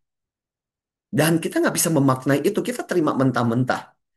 Dan emosional, emosi pada waktu ini, dan pada waktu dannya paling kuat, dan kemudian itu yang diingat. Saya punya satu peserta, he's a businessman, dan dia nggak terlalu yakin banget dengan bisnis yang dia jalankan. Waktu itu, so we have hypnotherapy session, dan untung dia suggestibility-nya tinggi, dan akhirnya kemudian kita melihat kembali beberapa trigger yang menyebabkan kenapa dia nggak terlalu yakin dengan apa yang dia lakukannya. Ternyata tahu apa yang terjadi? Dulu waktu ketika masih kecil dikasih uang sama bapaknya. Namanya juga anak-anak. Senang dong dapat uang. Pergilah ke warung, dia pulang bawa uang itu sama bapaknya yang marah banget. Uang itu diambil, dilempar ke tanah dan bapaknya mengatakan satu kalimat. Kamu pikir cari uang itu gampang, cari uang itu susah tahu? Dan ternyata that words itu menjadi rekaman di hipokampusnya dia itu, ya rekaman di otaknya. Jadi sampai dia kadang-kadang gini loh, kata-kata yang diucapkan kita nggak tahu dampaknya seperti apa karena otak kadang-kadang di psikologi kadang-kadang bahkan kita nggak susah untuk kok bisa di satu sisi ada ini di lain sisi nggak direkam. Ya, that's what happened. Dan ternyata itu direkam di dalam bawah sadar dia dan terus menerus diputar cari duit akan susah, nggak akan gampang cari duit dan sebagainya. Makanya saya seringkali bilang juga, kadang-kadang ketika kita marah, buat kita yang punya anak dan sebagainya, be careful dengan kalimat-kalimat yang kita ucapkan gitu. Karena ketika masuk dalam rekaman, kita nggak tahu bagaimana rekaman itu menjadi bagaimana itu rekaman itu muncul. Ya, dampaknya juga dalam fisik, energi gitu. Ya, sel. Nah, yang menarik tadi Sister Intan cerita dan kebetulan setiap hari Kamis pagi saya punya siaran di Smart FM. Nah, Minggu Kamis kemarin saya juga membawa salah satu psikolog klinis ngomongin tentang trauma. Dan yang menarik, dan kita selalu mengatakan, actually, when we have trauma, actually it's not only stored in our brain, but it's also stored in all our body. Jadi makanya kadang-kadang, sometimes terapeutik yang sifatnya cuman counseling, kadang-kadang it's not finish. We cannot finish. Jadi kadang-kadang butuh juga bagian tubuh kita untuk merilis dan sebagainya. Ya, so it's interesting. So we're talking about sesuatu yang menarik yang kadang-kadang kita butuh referensi dan terus-menerus banyak hal yang bisa kita pelajari. Makanya teman-teman gini loh, intinya adalah jangan sampai masa lalu kemudian merampas masa depan kita dong.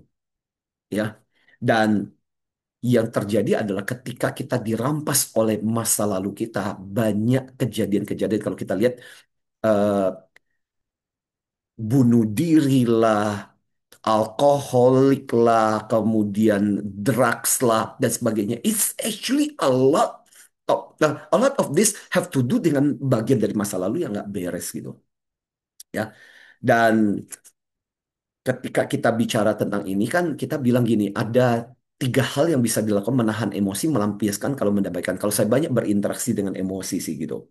Dan umumnya satu hal yang saya suka di NLP, Neuro Linguistic Programming, ada dua kalimat yang gue suka banget gitu. Kalimat yang pertama bunyinya adalah, no, no, no, ini cuman teknik sih. Nah, dua kalimat yang menarik adalah it's never too late to have a happy childhood. Ya, jadi tidak pernah ada kata terlambat untuk memiliki masa eh, ya masa kecil yang bahagia. Ya, meskipun itu diterjemahkan secara keliru. Oh, kita mesti ini ya.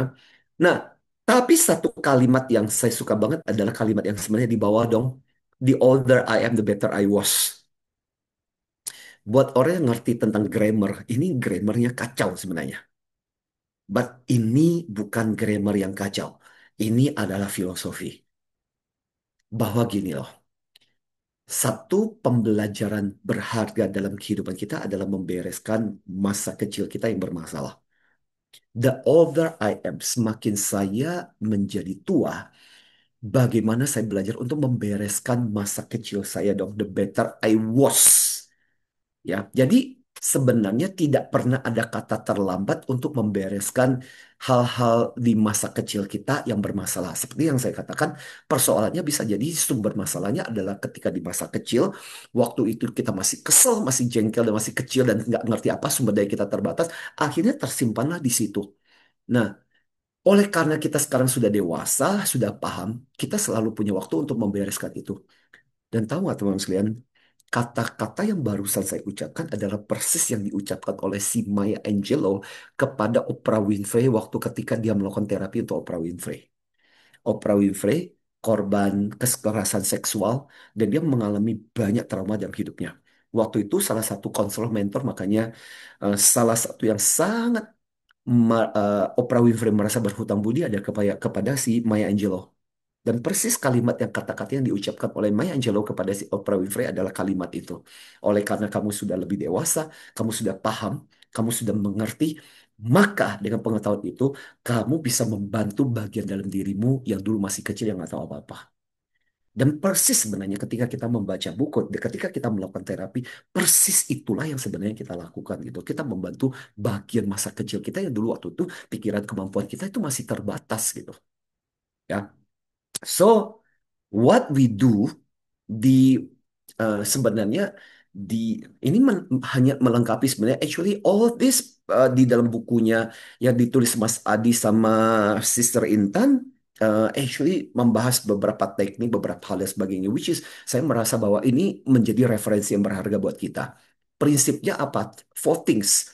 Belajar untuk menyadari kan bahwa kadang-kadang ketika ada hal tertentu di masa lalu adalah is about awareness, ya, sadar nggak, paham nggak mengenai kenapa sih ini terjadi, kenapa sih hal seperti apa yang saya rasakan. Misalnya contoh gini, salah satu hal yang membuat saya akhirnya kemudian makanya saya bilang inner child kadang-kadang bisa menolong buat kita untuk menemukan sesuatu apa yang menjadi passion kita.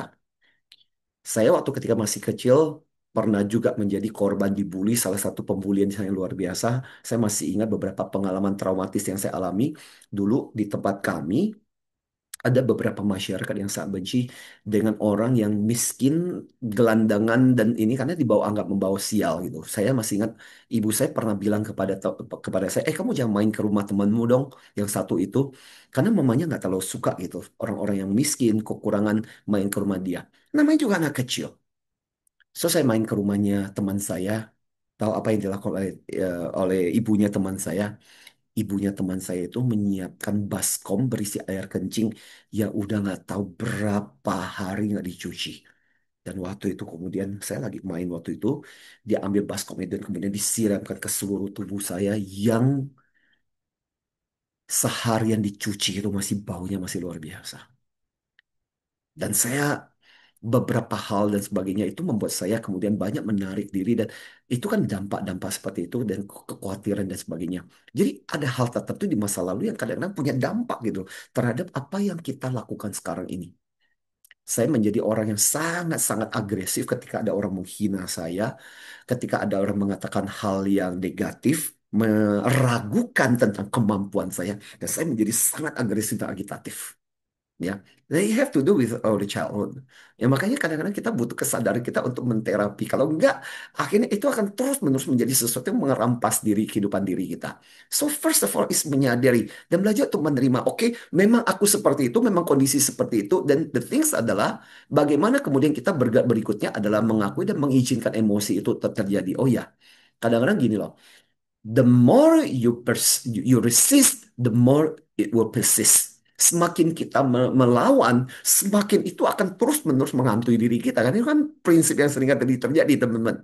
Ya, jadi belajar untuk mengizinkan bahwa ya memang aku ini agresif, aku ini orang yang ketika dihina, saya akan menjadi sangat-sangat agresif ketika orang menghina saya. Dan itu butuh kemampuan dan kesadaran diri kita untuk itu. Atau kalau enggak, mungkin kita bisa minta feedback dari orang. Nah, next berikutnya adalah bagaimana kemudian kita belajar untuk memasuki inti emosi. Disitulah biasanya kita akan bertemu dengan akar persoalan childhood di masa lalu yang biasanya berurusan dengan titik-titik itu. Tapi ini kadang-kadang itu itu prosesnya kadang-kadang itu seperti kayak pengakuan kita kadang-kadang butuh layer dan layer. Nah, saya biasanya sih teman-teman rekan-rekan honestly saya merasa waktu terapi yang paling bagus buat diri kita sendiri, self healing dan sebagainya itu malam-malam kita meluangkan waktu dan itu waktu momen yang sangat berharga buat kita untuk melakukan refleksi, meditasi dan kemudian kita belajar untuk mengupas bawang problem yang seringkali terjadi dan kadang-kadang memang butuh kejujuran sih untuk melihat titik persoalannya ada di mana gitu. Ya, karena memasuki inti emosi itu kadang-kadang banyak yang kemudian berakhir dengan ada kayaknya membuka kembali luka lama, membuka kembali persoalan. Tapi kalau kita nggak pernah membuka, kita tidak akan pernah menyelesaikan, tidak akan pernah healing, tidak akan pernah beres. Baru kemudian akhirnya ya bagaimana setelah sadar memahami tentang hal ini, bagaimana kalau kata Sister Maria tadi itu bagaimana kita mereframe, bagaimana kita membungkus ulang, dan bagaimana kemudian akhirnya kita membantu diri kita untuk perlahan-lahan kemudian berdamai dengan bagian itu. ya. Nah, ada banyak teknik sebenarnya ketika saya sharing dalam beberapa ini juga beberapa proses ini bolak-balik gitu ya. Ini cuma beberapa teknik ini. But to me kadang-kadang ada beberapa teknik seperti rasional emotif terapi dan sebagainya. But anyway, teman-teman mungkin nanti bisa sharingkan bisa kita sharingkan. But the things yang saya mau bicara kepada teman-teman adalah gini. Bahkan ketika kita bicara mengenai beberapa terapi dalam psikologi ada yang namanya rasional emotif terapi juga sebenarnya adalah ketika bicara mengenai fakta, self talk kita, bagaimana feeling, bagaimana nih kita membereskan ini ketika Anda datang kepada konselor, nanya kepada mereka. Ini adalah teknik terapi yang banyak dipakai oleh para psikolog dan konselor sebenarnya. Nah, waktu ketika mengklarifikasi itu banyak berurusan dengan masa lalu ya. Bagaimana kamu melihat sebuah fakta? Kenapa kamu ngomongnya begini? Kamu ngomong begini karena faktanya apa? Karena dulu masa kecil seperti apa? Itu layer demi layer kadang perlu dibereskan lagi. Nah, disitulah kemudian akhirnya salah satu yang paling kuat buat kita adalah melakukan reality check. Apa benar ya? Apa buktinya? Karena seringkali gini loh, masa lalu itu seringkali merampok dalam bentuk akhirnya kemudian dia mengacaukan realita dulu dengan realita sekarang kan. Ya, apa buktinya? Kalau dulu seperti ini, tapi apa buktinya sekarang ini juga bakal seperti itu? Kalau dulu kamu mengalami seperti itu, apa buktinya bahwa ini? Maka reality check itu penting. Dari situ kita melakukan wisdom. Wisdom bicara mengenai kita bisa mengubah apa yang bisa ubah, menerima apa yang kita nggak bisa ubah, dan akhirnya kita memberikan afirmasi. Nah, itu adalah bagian kita membereskan inner child kita yang bermasalah, sehingga inner child kita yang bermasalah akhirnya memberikan wisdom kepada kita. Ya, there is no failure is only feedback. Sebuah umpan balik, sebuah pembelajaran buat kita. At the end, saya cuma bilang gini teman-teman sekalian. Ya, saya suka dengan kata-kata Haruki Murakami, pain is inevitable, but suffering is optional. Bahwa ketika kita mengalami masa kecil kita bermasalah, punya problem dan sebagainya, kadang kita nggak bisa, itu kan di luar pilihan kita. Tapi apakah kita mau menderita terus-menerus gara-gara inner child kita yang bermasalah? Itu pilihan. Ya, so itu aja dulu sharing dari saya, but I think kadang-kadang seperti yang saya bilang, kemampuan pengetahuan kita terbatas, itu sebabnya kenapa kita butuh referensi, kita butuh belajar. Ya, ada hal-hal yang membantu buat kita untuk menambah perspektif kita. Semakin kita tahu lebih banyak, semakin kita bisa membantu diri kita dan orang lain. Baik. Yes. Terima kasih banyak Pak Antoni sudah sharingnya luar biasa banget tadi. Nah, ini saya boleh bacain sebentar, habis ini kita langsung masuk ke Q&A ya. Yes. Mbak Intan mengingatkan bahwa di bagian buku dengan gambar itu ada gambar anak dirantai untuk diterima dan diwarnai ya. Lalu di bab selanjutnya anak itu mampu untuk membebaskan diri sendiri dan bisa lebih lepas bebas. Ini juga menggambarkan soal simbolisasi itu juga ya. Baik, saya boleh ke pertanyaannya Kak Irfan Gifari nih. Apakah mungkin untuk hidup berdampingan secara damai dengan inner child tanpa harus menyembuhkannya sepenuhnya? Boleh tanggapannya Mbak Intan dulu mungkin? Nanti ada yang mau menambahkan, silakan ya, langsung saja. Boleh Mbak Intan, silakan. Iya, karena buku itu memang diciptakan untuk itu gitu. Jadi kayak saya tadi bercerita tentang ekstrim, Pak Antoni bercerita tentang peti mati, dan kalau kita lihat pada slide terakhir Pak Antoni tadi tentang rasional emotif terapi, itu menyediakan ruang-ruang untuk self talk itu ditulis. Jadi self talknya seperti apa itu bab demi bab akan ada kolom untuk menulis dan setelah itu mewarnai. Jadi kita akan di awal-awal kita akan berbicara tentang memilih bahagia, menyadari luka. Jadi banyak orang karena ini sudah terbitan ketiga ya, banyak orang itu nggak kuat masuk di bab-bab kelima dan keenam itu nggak akan kuat ketika kita ngomongin luka itu dia nggak mau lanjutin tuh buku udah disimpan gitu. Jadi saya dan Mas Adi terus mengajak, tapi di bagian yang sudah selesai kita akan berbicara yang ini reality check-nya itu seperti apa dan self estimation yang dibutuhkan itu ada di bagian saya lupa babnya tetapi bagaimana kita menulis tentang role model. Jadi role model ini punya kapasitas apa aja gitu ya. Jadi kalau misalnya oke, supaya inner child saya bertumbuh, saya perlu merole model Pak Antoni.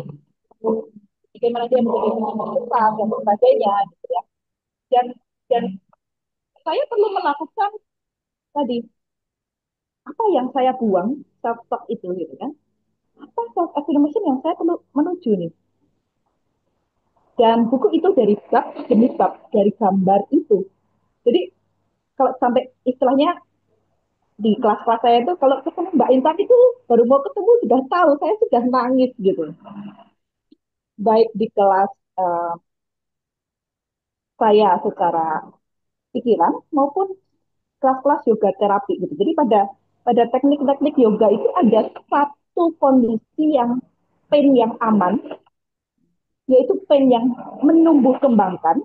Yang kedua adalah pain yang perlu untuk stop. Nah, di situ kita menemani. Jadi memang layer demi layer itu oh, pain yang aman atau pain yang menumbuh kembangkan. Nah, pada pain yang menumbuh kembangkan, kita perlu tahu masa depannya mau seperti apa. Oke. Jadi kalau pain yang menumbuh kembangkan adalah gini. Oh, oke, kalau saya mau seperti Pak Martin, Pak Antoni, gitu, berarti saya perlu belajar bahasa Inggris lagi gitu. Karena beliau internasional semua certification gitu kan. Nah, ternyata ketika saya memfasilitasi orang dari berbagai negara, ternyata speech mereka, listening mereka itu beda. Saya ngomong ini jadinya ini gitu. Nah, saya perlu naikin lagi kan, layer saya lagi nih. Tapi pain yang menumbuh kembangkan itu disadari dan disesuaikan terus-menerus. Jadi akhirnya inner child ini diajakin bertumbuh gitu, ditemani gitu. Baik. Dan buku ini membantu sekali untuk menemani itu. Inner child-nya ditemani ya. Ini menarik sekali keywordnya. Oke, ada tambahan sedikit mungkin singkat dari Mas Adi dan juga Pak Antoni karena waktunya juga sudah mepet nih. Silakan, Mas Adi. Ya, Silakan. jadi yang paling penting, Mbak Indri, tentu tadi juga sudah dibahas sama Pak Antoni, adalah proses yang paling utama itu menyadari dulu. Baik. Karena selama ini kan luka-luka itu terus menggerakkan Hmm, kita secara hmm, tidak sadar gitu. hmm, Kita tiba-tiba memilih orang yang sama lagi, terluka dengan cara yang sama lagi, melakukan hal yang sama terhadap situasi tertentu, hmm. bereaksi yang sama gitu. Dan itu kalau tidak diputus dengan menyadari, itu akan terus terulang gitu. Itu satu pola yang terus terulang dengan tidak sadar. Sehingga penting sekali di bagian awal tadi seperti Pak Anto dijelaskan itu adalah menyadari. Tapi Ya. menyadari setelah disadari jangan dimusuhin, menyadarinya ditemani. Karena Hmm, kalau semakin dimusuhi, semakin dilawan, semakin dia kuat melawan. Jadi prosesnya adalah menyadari, kemudian menemani dulu, ya. dan dari situ mulai perlahan nanti akan tumbuh keleluasaan untuk memilih yang Baik. berbeda dari yang biasanya kita lakukan. Karena tanpa menyadari kita nggak punya pilihan, seolah-olah hanya pilihan itu saja yang Oke. kita punya. Hanya seperti beruang yang terus saja keliling di kotak itu. Tapi kalau kita diam sejenak menyadari, oh ternyata ada area lain di situ. Di situ kita mulai punya keluasan pandangan untuk melangkah yang lebih baik. Gitu Mbak Indri. Rasanya ada opsi yang lain gitu ya yang bisa untuk Yes, dicoba untuk dieksplor. Baik, Pak Antoni ada yes. tambahan? Silakan. Ya. Iya, eh, gini, Ya. jangan-jangan kita harus berhati-hati dengan pertanyaan ini. Pertanyaan ini sebenarnya bisa jadi pertanyaan yang muncul dari keputusasaan. Hmm. Kayaknya gue udah hopeless banget. Ya Hmm. udah deh, daripada nggak bisa disembuhkan, gue berdamai aja. Gini, Nah, ini kembali lagi.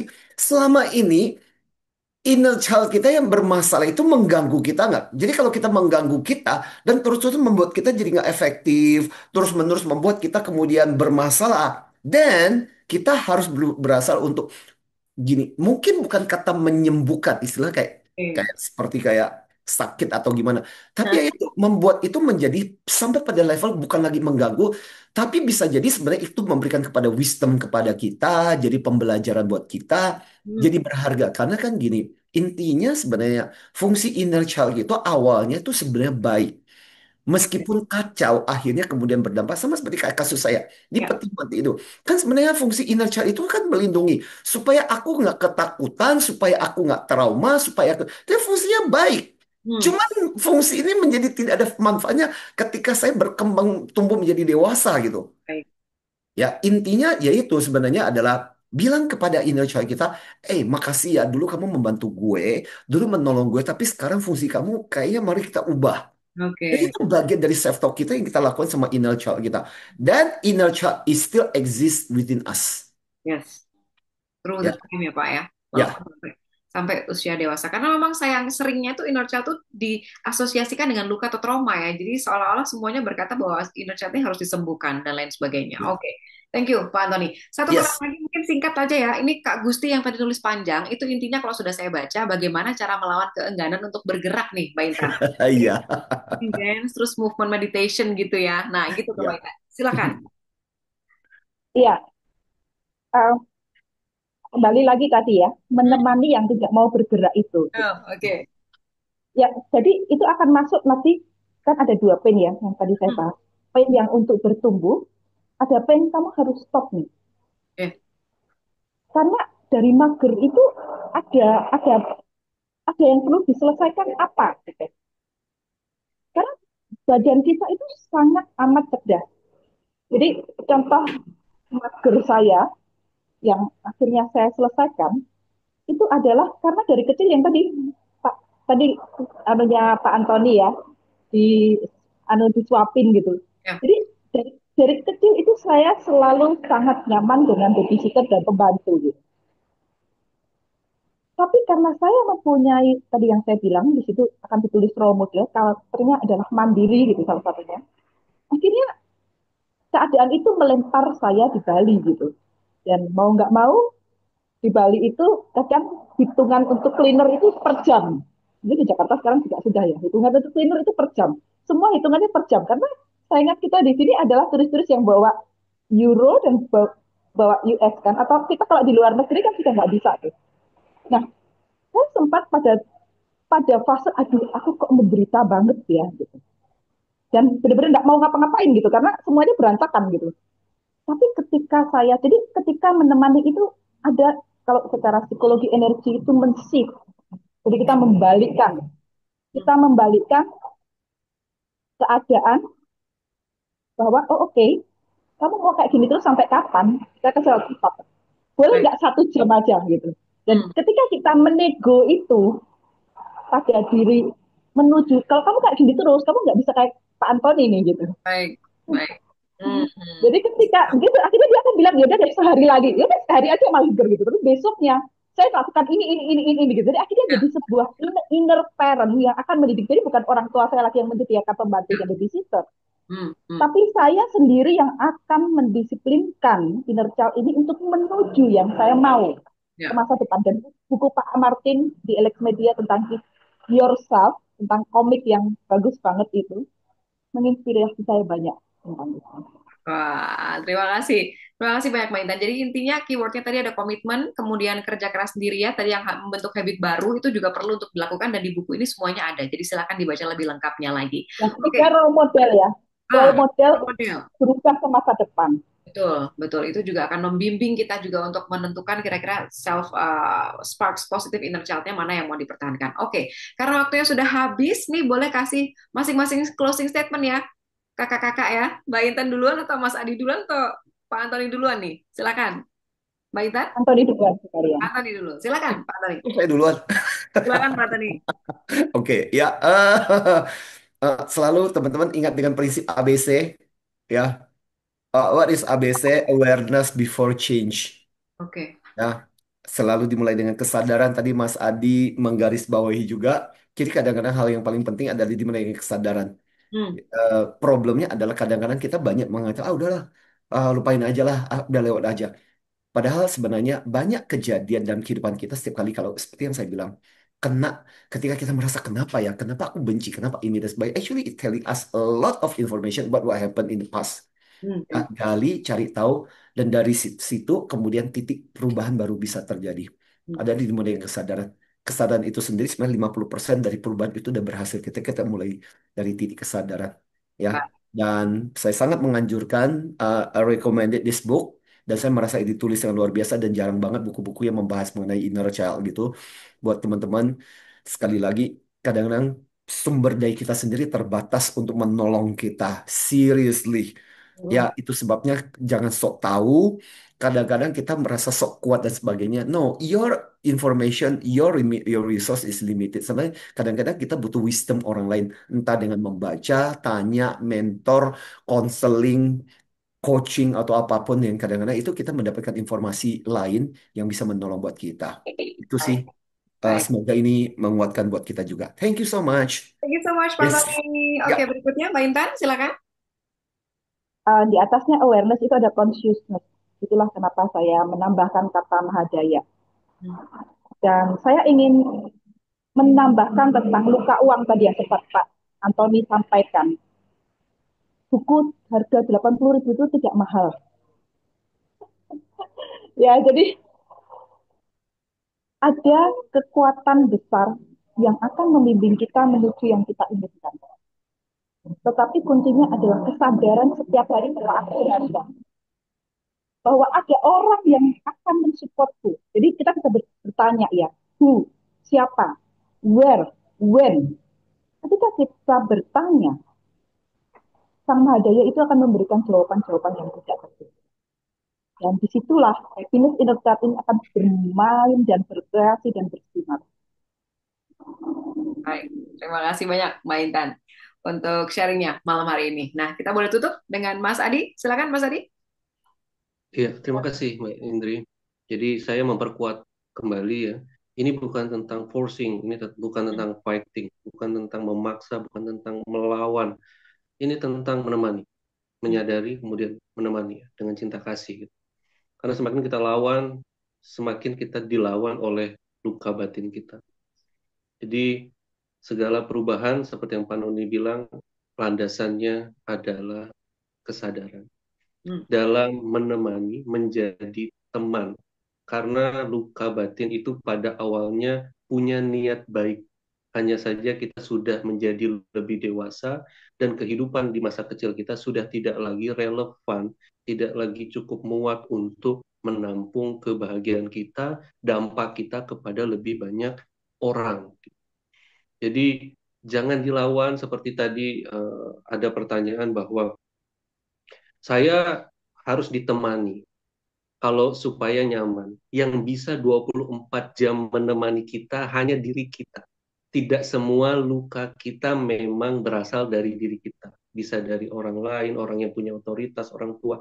Tapi 100% menemani luka kita hanya diri kita yang mampu.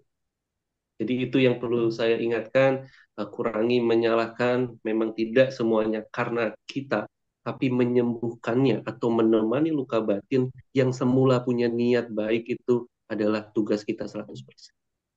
Terima kasih semuanya. Terima kasih banyak Mas Adi. Saya mengingatkan kembali saja bahwa not all inner child is bad ya. Tadi Pak Antoni sudah bilang dan teman-teman bisa menemukan kebahagiaan di dalam diri dan memilih untuk bahagia itu juga inti dari buku ini salah satunya. Jika kita bisa coba untuk mereframing ya pikiran-pikiran dalam diri kita sendiri karena kaitannya antara tubuh, pikiran dan jiwa ini sangat kuat sekali dengan 3 poin yang di-highlight tadi dari sejak pertama kita mulai yaitu co-create, kemudian healing and shine. Nah, selama membaca buku ini teman-teman jangan lupa untuk bagikan di Instagram atau di sosial media kalau sudah baca. Dan untuk teman-teman yang belum punya bukunya, silahkan langsung saja check out di link-link marketplace atau di toko buku offline-nya Gramedia. Sudah tersedia buku ini. Karena teman-teman bisa mendapatkan kesempatan untuk bisa diundi door prize. Kita masih punya 6 hadiah lagi yang akan diumumkan di hari Selasa. Di antaranya adalah 1 voucher menginap ya, teman-teman ya. Lalu kemudian juga menginapnya di Tatva Uluwatu Surf ya. Lalu kemudian juga ada 5 paket buku lagi yang disediakan oleh Alex Media. Dan 1 pemenang yang kita umumkan untuk hari ini yang mendapatkan paket menginap ya di Tatva Uluwatu Surf di antaranya adalah Ibu atau Kakak Imade Sugita. Selamat untuk Kak Imade Sugita, nanti akan dihubungi oleh panitia. Dan sepertinya itu saja yang bisa kita hadirkan untuk malam hari ini. Terima kasih banyak untuk teman-teman semua yang sudah bergabung dari seluruh Indonesia nih kayaknya ya. Jadi kita semua ngumpul termasuk speaker-speakernya, narasumbernya. Mudah-mudahan kita bisa ketemu di lain tempat, di lain waktu, dan ditunggu buku-buku berikutnya dari Kak Intan dan juga Mas Adi. Baik, terima kasih banyak teman-teman semua atas perhatiannya. Semoga sehat selalu. Sampai ketemu lagi lain kesempatan. Selamat malam. Assalamualaikum warahmatullahi wabarakatuh. Bye-bye. Salam. Terima kasih, Terima Mbak kasih, Eri. Oke, Alex Media. terima kasih. Thank Selamat Makasih, kepada you. Terima teman-teman. kasih. Yes. Bye semuanya. ya. Thank Thank Oke. you you. Oh, boleh so kita foto Mbak bersama Intan. dulu ya, sebelum kita live ya. Oke. Boleh kita berfoto bersama dulu, akan dibantu oleh teman-teman dari panitia sambil bawa supaya supaya terlihat ini sign-nya. betul. Ayo, teman-teman boleh dibuka dulu ya kameranya. Ini banyak dapat ucapan terima kasih dari teman-teman nih. Ada Mbak Berwati, Mbak Fatria. Oke. Mbak Windy, saya coba silakan untuk foto sesinya. Silakan. Oke, siap teman-teman. Di sini ada 2 slide ya. Nanti teman-teman silakan dibuka layarnya. Aku hitung sampai 3. Oke, di layar pertama dulu. 1, 2, 3. Oke, ditahan. Oke, layar kedua ya. Sebentar. 1, 2, 3. Oke, sip. Oke, terima kasih semuanya. Selamat malam, selamat bermalam minggu. Assalamualaikum. Selamat Yes, berbuka thank you semuanya. semuanya. Terima Thank you, kasih. Sister Intan. Thank you, Bye, Mas Tony. Adi. Terima Ya, kasih, Pak Makasih, Tony. Mas Terima Adi. Sama kasih. Tali. Thank you so much. Terima We kasih. appreciate semuanya. Yes, Mbak Tim sabar. Alex God bless Media. you. Terima kasih. teman-teman. Yes, God bless you all. Sampai ketemu lagi. Iya. Kau menggenggamku menendangnya,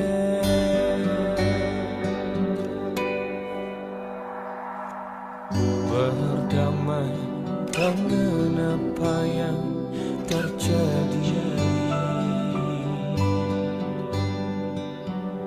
Kunci dari semua masalah ini, jujur tak mudah untuk melangkah pergi. Ini soal hati bukan yang dia